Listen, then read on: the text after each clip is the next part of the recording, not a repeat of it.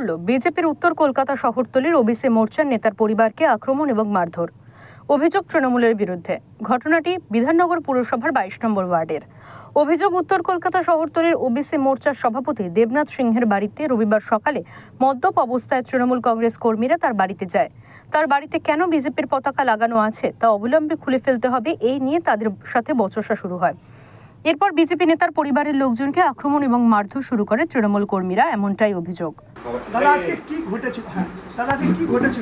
আজকে ঘটেছে, আমি আমার ছোট নাতিকে স্কুল থেকে ছেড়ে আমি আসছিলাম।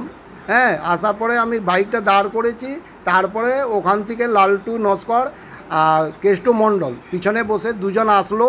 আসার পরে আমাকে বললো, তুমি এখানে স্টিকার লাগিয়েছো কেন? আমি তো লাগিয়েছে, তো কী হয়েছে? বলে তুমি বিজেপি করো? বলে হ্যাঁ আমি বিজেপি করে।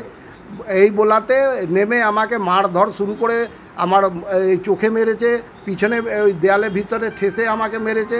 মারার পরে তারপরে আমি বললাম কি তুমি আমাকে মারছো কেন, আমার অপরাধটা কী আছে? তারপরে কি হলো, এখান থেকে যখন বাড়ির লোক দেখলো, ছেলে নামলো। তারপরে ছেলে নামা পরে ছেলেকে মারধর করতে করতে নিয়ে চলে গেলো 10-15 জন। তারপরে আমার বউ বেরোলো, বউকেও মারলো। তারপরে আমার বউমা গেছে, ওকেও মারলো।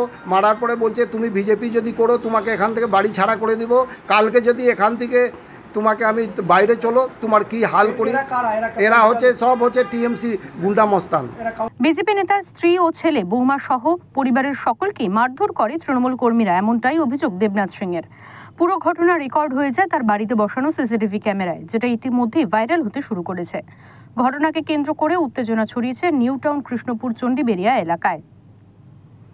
নিউ টাউন থেকে মানুষ চৌধুরীর রিপোর্ট, ওঙ্কার বাংলা।